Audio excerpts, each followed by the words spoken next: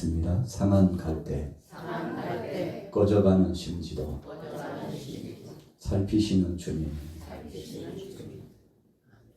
여러분, 갈대가 참 겉으로 볼 때는 하찮고 힘도 없고 바람 따라 우측으로 또 좌측으로 흔들거리죠. 그런데 갈대가 위로도 성장하지만 아래쪽으로 뿌리를 내릴 때 약 2m 정도 깊이 뿌리를 내린대요. 참 앙상하고 볼품없습니다. 힘도 없고 유약합니다. 그런데 깊이 뿌리를 내리면서 이 생존, 살아가기 위해서 하나님이 주신 섭리 가운데서 뿌리를 뻗어 내려가는 거죠. 위에서부터 이 잎을 통해서 아래쪽까지 산소가 계속 공급이 된대요. 여러분, 그래서 살아있다는 증거가 거기에 있는 거 아니겠습니까? 심지를 한번 보세요. 요즘은 심지에 대한 언어가 사용되기에는 좀 제한된 상황 속에서 살아가죠. 등불을 켤 때 심지는 매우 중요합니다. 그리고 심지에 불을 붙이면 아래쪽에서부터 이 기름을 계속 조달받아서 불이 환하게 밝혀지죠. 여러분, 그런데 아래쪽에서 기름이 떨어지면 어떻게 되나요? 아마 여기 계신 분들은 대부분 다 경험을 하셨을 거예요. 석유를 넣고 기름을 넣은 다음에 불을 피워가지고 불을 밝히면 일정 시간 안에 빛을 발산합니다. 그런데 기름이 떨어져 가면 심지가요 이렇게 타들어가면서 이 불이 점점점 약해집니다. 그냥 놔둬도 꺼져요. 여러분, 심지 이 불을 한번 꺼보셨나요? 잘못하면 손 대죠. 그래서 바람의 영향력으로 훅 불어가지고 불을 끄기도 합니다만, 자, 꺼져가는 심지라고 그랬어요. 그냥 놔둬도 꺼져요. 그만큼 약하다는 것입니다. 그런데 상한 갈대도 하나님은 보존하시고 꺼져가는 심지도 하나님은 긍휼히 여기시고 보존하셔서 이제 다 끝난 것 같은데 다시금 살리는 역사를 더하여 주시는 하나님의 은혜가 있다고 말씀하고 있습니다. 누가 그렇게 하시는 건가요? 오늘 본문에 이사야서의 말씀을 우리에게 선언하고 선포해 주고 있습니다만, 주님께서, 사랑의 예수님이 자비로우심으로 우리에게 함께 하여 주셔서 우리를 긍휼히 여기시고 사랑해 주셔서 그렇게 함께 하신다는 거죠. 본문으로 돌아가 보겠습니다. 우리 18절부터 같이 한번 20절까지 읽어보도록 하겠습니다. 마태복음 12장 18절에서 20절 시작.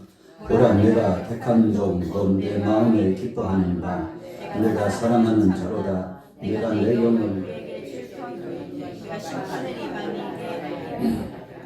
그는 다투지도 아니하며 들매지도 아니하며 아무 길에서 그 소리를 듣지 못하리라.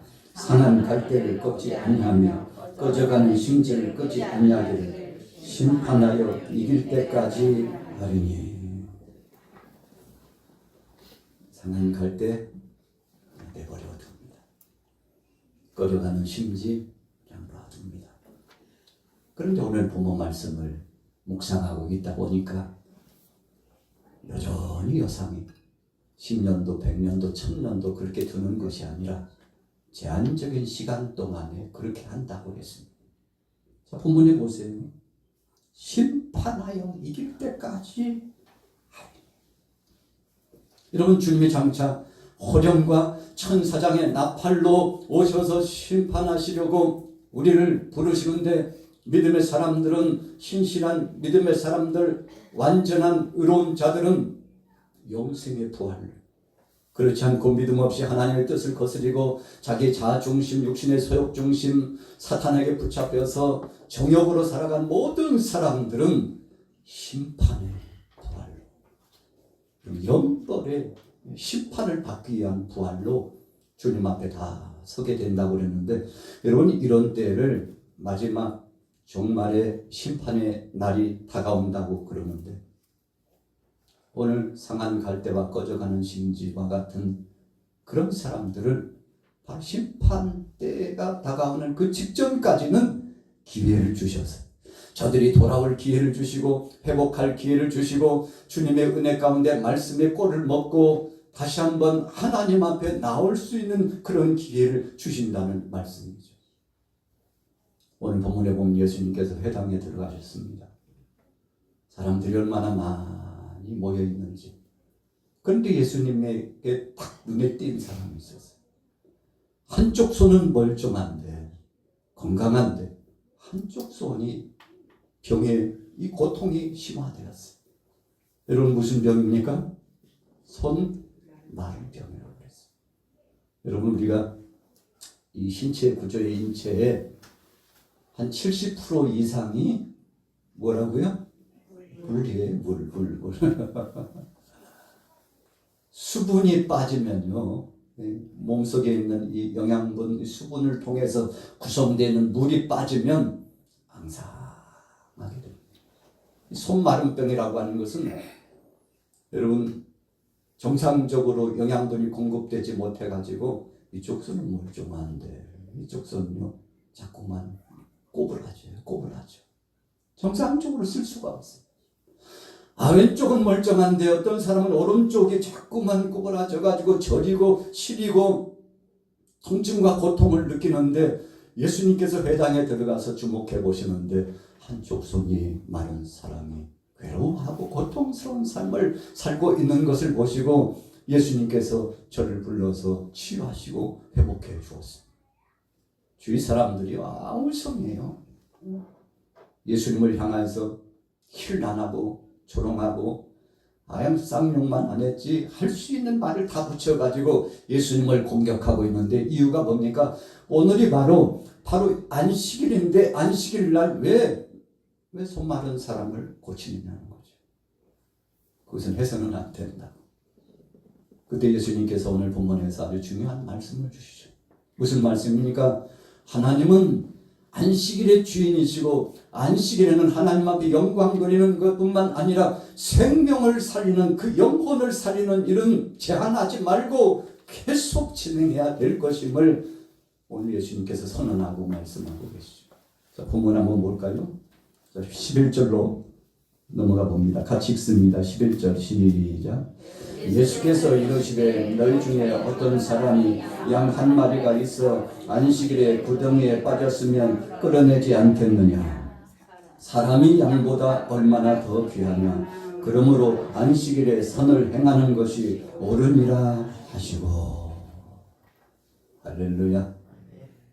여러분 주의 날입니다. 오늘도 우리가 일요일 이렇게 표현하지 않고 주일이라고 표현하는 것은 주님이 우리 생명을 주관하시고 우리 일거수일투족을 책임져 준 분이시기 때문에 그분이 우리의 삶의 주인이라고 고백하기 위해서 오늘도 예배자로 이 자리에 나온 겁니다. 저와 여러분들이 주체가 아니에요. 오늘 여러분들과 제가 주인이 아니에요. 이 속에 성령으로 임재하시는 사랑의 예수님께서 내 삶을 주관하시고 우리의 이 생업의 모든 범사를 주께서 통갈하시고 지배하시고 인도하시고 보존하시고 열매 맺게 하시고 지금까지 지내온 것 주님의 은혜라 이렇게 고백하게 한 것을 생각으로만 갖지 않고 마음속에 품고 마음속에 품은 것으로 끝나지 않고 행동에 옮겨서 실천적으로 그분이 바로 우리의 가정의 삶의 주인이시오.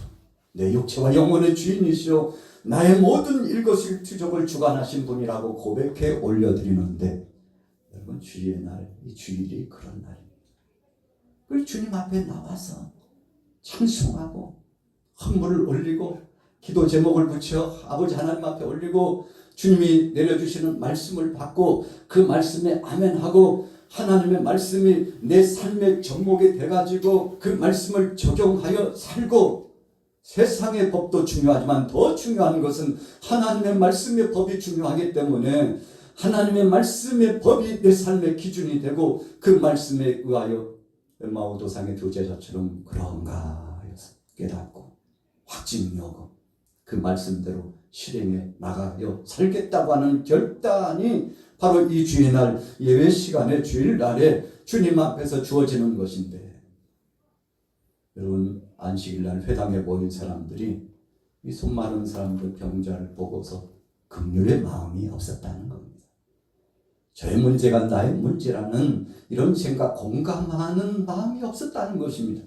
예수님은 사실 그런 마음을 질책하신 거예요. 그래서 이 안식일날 선을 행하는 것이 하나님의 뜻이라고 말씀하면서 내일 할 것이 아니라 오늘 그 고통에서 해방시켜주는 것이 하나님 아버지께서 기뻐하시는 것이요, 이것은 안식일에도 당연히 해야 될 것이라고 말씀하면서, 양이 구덩이에 빠지면 너희가 양을 안식일이라고 해서 건져내지 않느냐? 건져내지 않느냐? 그런데 이 사람은 그 양보다도 더 귀한 것 존재야. 하나님께서 한 생명을 천하보다도 귀하게 여기셨다고 했는데, 여러분 예수님께서는 우리 같이 따라해 보겠습니다. 말뿐 아니라 삶을 통해서. 여러분 말로만요 누구나 다 할 수 있습니다.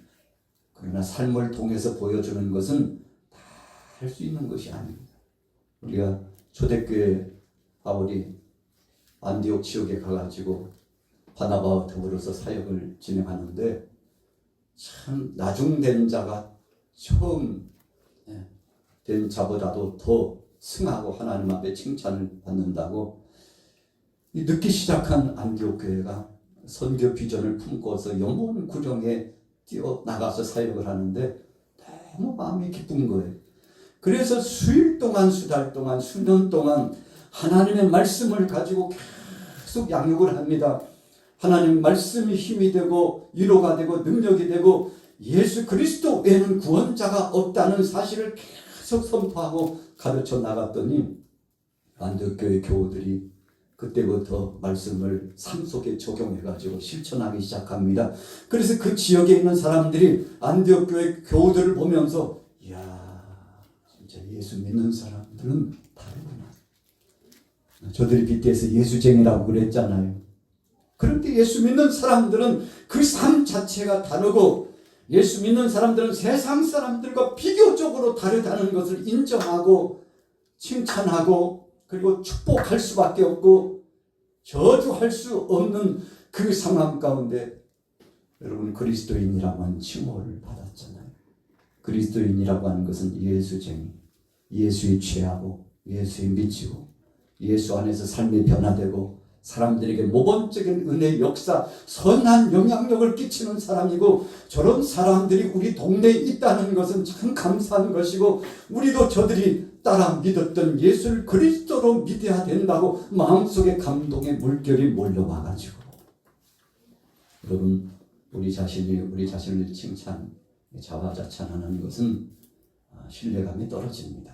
자기가 자기를 평가하는 것은 누구나 객관적으로 인정할 수 없어요.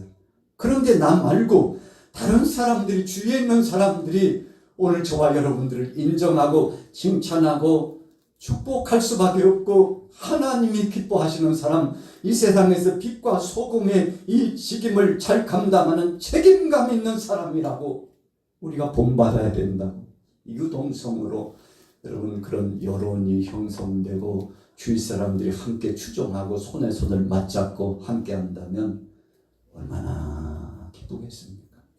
오늘 예수님께서 회당에서 손 마른 사람을 고쳐주시면서 오히려 안식일날 병을 고치는 예수님을 힐난하고 조롱하는 그들에게 당신들 본심이 도대체 뭐냐고, 바로 저 사람을 긍휼히 여기는 것이나 그런 긍휼히 여기는 마음을 가지고나 있냐고 주님께서 질타하시면서 안식일에 선을 행하는 것은 마땅하다고 말씀을 주셨죠. 자, 그 다음에 보세요. 14절부터 읽습니다. 마태복음 12장 14절 읽습니다. 시작. 바리새인들이 나가서 어떻게 하여 예수를 죽일까 의논하거늘 예수께서 아시고 거기를 떠나가시니 많은 사람이 따르는지라. 예수께서 그들의 병을 다 고치시고 자기를 나타내지 말라 경고하셨으니. 여러분, 진리의 일은 이것이 옳은 일이라고 생각하면 중단해서는 안 됩니다. 오늘 예수님 그러셨습니다. 사람들이 얼마나 수군거리고 주님을 책잡아가지고, 목적은요, 예수님 죽이고자 하는 것이 목적이었어요. 주님이 행하시는 진리의 이 사역, 하나님 나라 확장의 이 말씀, 복음 자체이신 주님이 증거하시는 메시아성에 대한 이 메시지를 자꾸만 감추려고 하고 덮으려고 하고 더 이상 진행하지 못하도록 방해하려고 하고, 여러분, 예수님도 이런 모욕을 당하고 고통을 당했는데 하물며 이 시대에 우리가 복음을 붙잡고서 사역을 진행할 때 얼마나 많은 일들이 있겠습니까? 어떤 때는 사람을 통해서 시험이 와요. 주위에 있는 환경 때문에, 사건과 사고 때문에, 어떤 사상적인 문제 때문에 여러분, 이 모양 저 모양 엄습해오는 시험의 무대가 많은데 그때마다 주저앉아가지고 돌이키고 못 살겠다고 아우성치면 어떻게 되겠어요?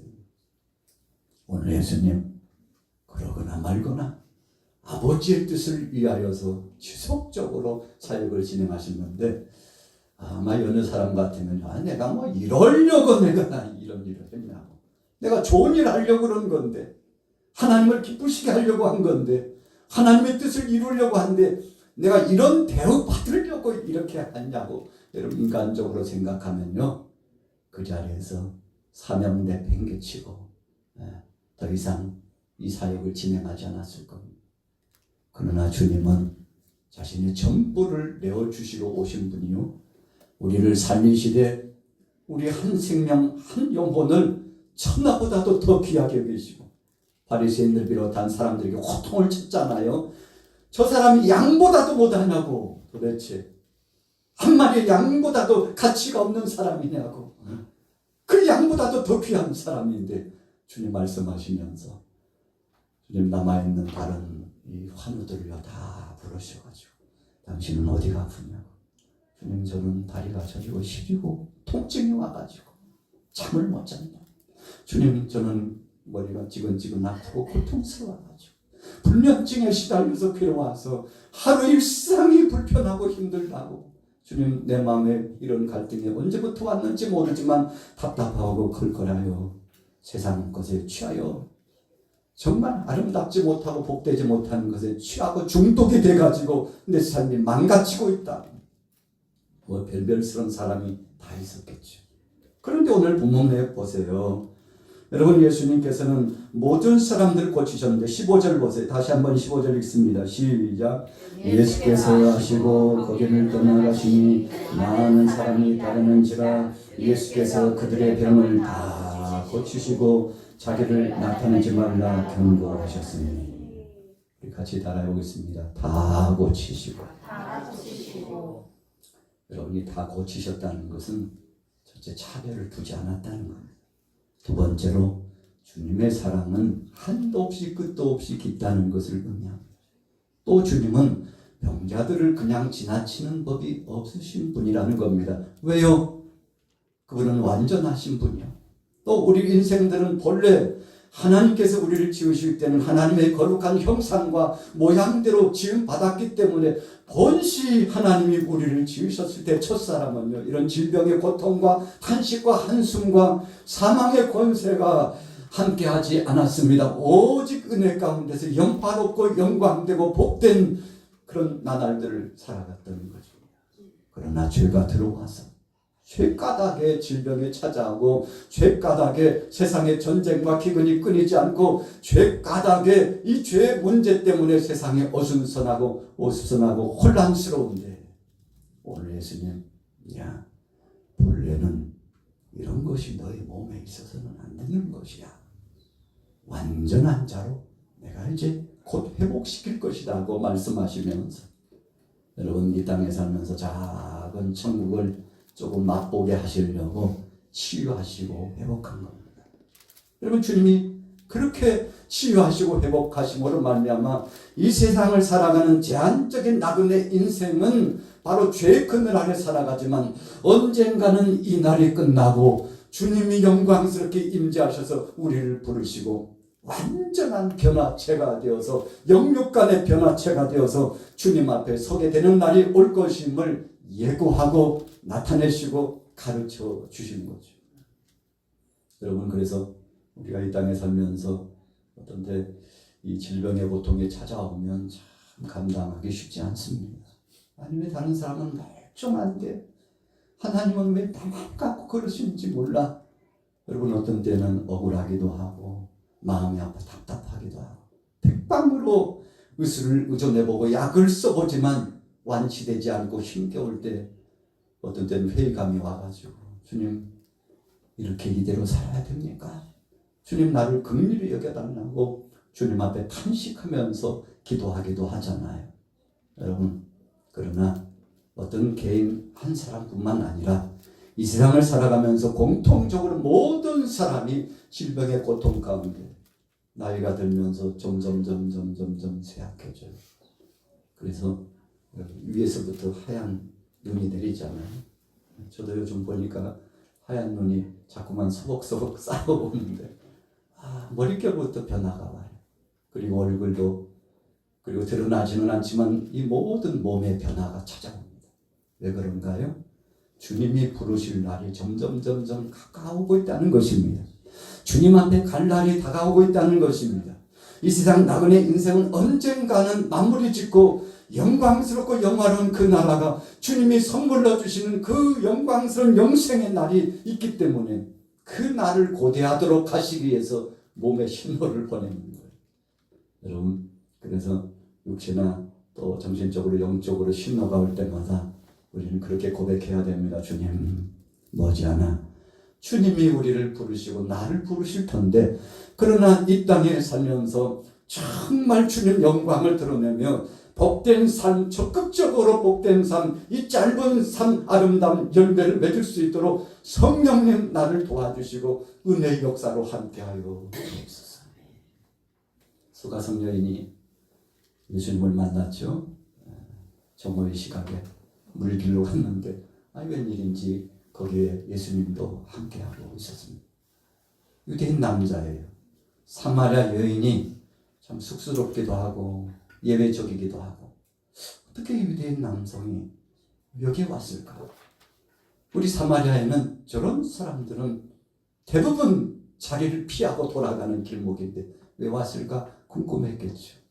대화를 나누다 보니까 그분이 보통 사람이 아니라는 것을 알았어요. 더 말씀을 나누다 보니까 그분이 자신이 지금까지 기다렸던 예수님이라는 사실, 메시아라는 사실을 마음속에 감동을 느끼면서 주체할 수 없는 이 기쁨을 가지고 거기 있을 수 없어서 물동이를 내려놓고 동네에 나가가지고 여러분들 빨리 나와보라고, 우리가 지금까지 기다렸던 그분이 여기에 오셨다고, 이 우물가에 그분이 오셨다고 빨리 와보시라고. 여러분, 사마리아 사람들이 얼마나 갈급했는지요. 이 여인이 나가서 소리를 치니까 탐문 밖으로 나와가지고 우물가로 모였습니다. 아마 여너치에 가서 그렇게 소리치고 예수님 오셨다고 했으면 그런 역사가 없었을 것이라고. 적어도 수가성 여인의 내용을 담은 본문을 묵상해 보면 그런 그림들이 그려져요. 왜 그랬을까요? 저들은 절박했던 것입니다. 사모했던 것입니다. 그분이 오시면 나라가 회복되리라. 그분이 오시면 탄식과 한숨과 그리고 이 모든 차별이 없어질 것이고 하나님의 은혜 가운데서 모든 것이 회복되리라고 갈급한 심정 가운데 있었는데, 예수님 메시아가 오셨다고 하니까 다 나와가지고 예수님의 말씀을 듣기 시작하는데, 1시간이 지났을까요? 2시간이 지났을까요? 주님이 주신 주옥 같은 말씀을 듣는 순간 이 속심령이 회복되고 응어리졌던 것이 풀려지고 상한 마음이 강건해지고, 그리고는 변화를 경험하고는 이제 수가성 여인을 부릅니다. 여보시게, 당신 말을 듣고 우리가 뛰쳐나와가지고 예수님을 통해서 말씀을 들었는데 이제는 당신 말을 통해서가 아니라 우리 사랑의 예수님의 말씀을 통해서 내 속에도 기가람이 회복되고 생수의 강물이 흘러넘치는 은혜가 있게 됐다고. 여러분, 그래서 예수님께서 수가성 여인에게 선물을 주셨잖아요. 내가 주는 물을 마시는 자는 영원히 목마르지 않으리라. 할렐루야. 여러분 오늘 안식일날 손 마른 사람 손이 자꾸만 뒤틀리고 꼬부라져가지고 고통스러운 사람을 회복시켜주고는 또 뒤따라 추종해 오는 사람들 다 고쳐주셨습니다. 여러분 왜 예수님이 그렇게 고쳐주시고 회복을 주셨을까요? 오늘 본문에는 이사야 선지자를 통해서 하나님의 뜻을 전해줬는데 그분이 바로 이런 분이시기 때문에 그런 거라고. 자, 우리 다시 한번 읽어볼게요. 18절부터 다시 읽습니다. 시작. 보라 내가 택한 종 곧 내 마음에 아무도 길에서 그 소리를 듣지 못하리라. 제가 본문을 묵상하면서요, 어제 또 오늘 아침까지 계속 읽으면서 이 19절에 주목을 하게 되었습니다. 무슨 뜻인가 하면요, 다투지도 아니하며.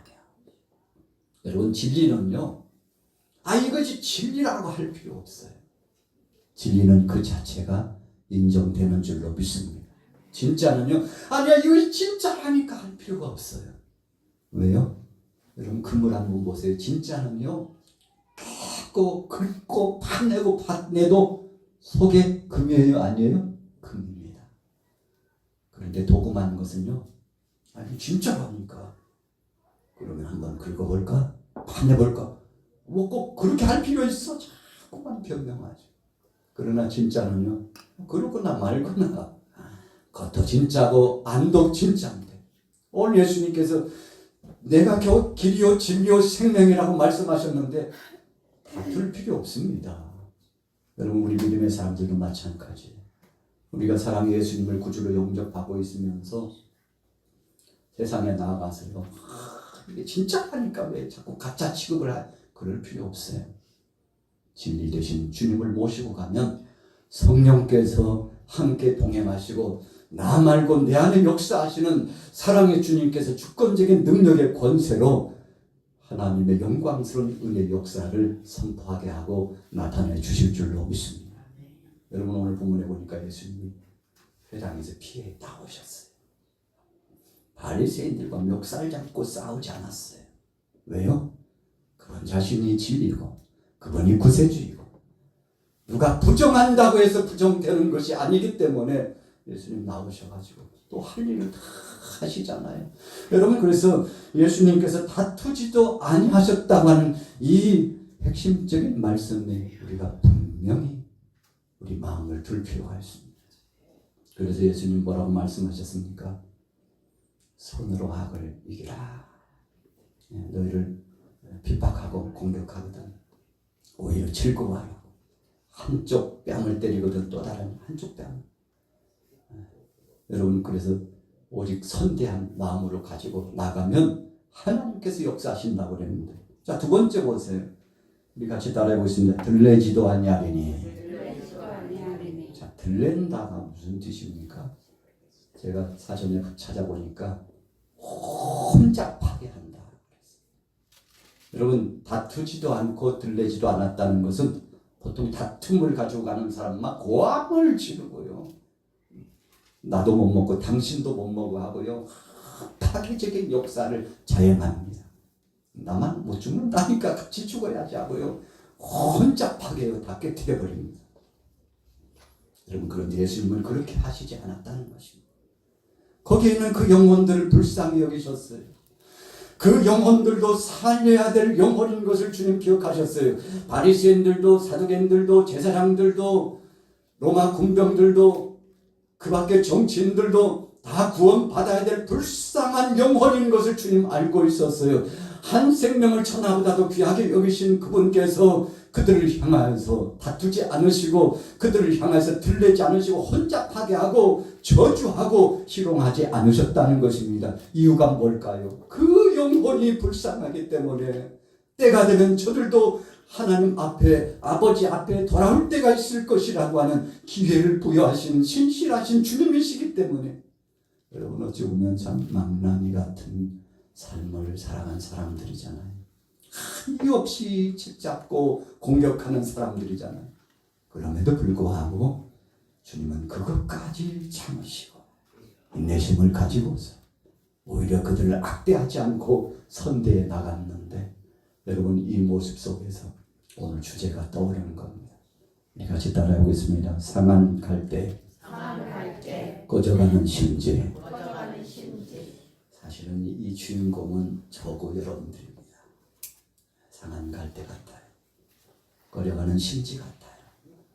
언제 꺼져 내려갈지 모르는 약한 자예요. 그러나 주님은 그런 자들까지도 품으시고 손에 손을 맞잡아 주시고 함께 가자. 내가 너를 위하여 십자가에 못 박여 죽었다고. 내가 너를 위하여 3일 만에 부활했다고. 내가 너를 위하여 이 세상에 40일 동안 있다가 승천하고 다시 오겠다는 약속을 주었다고. 그날이 곧 임박했으니 두려워하지 말고 걱정하지 말고 모든 염려를 바로 십자가 앞에 제단 앞에 내려놓고 내게 맡기고 함께 가자. 주님 오늘 말씀하시는데 오늘 여러분들에게 이런 주의 음성이 힘이 되시고 위로가 되시고 능력이 되시고 소망이 되시기를 예수님의 이름으로 축원합니다.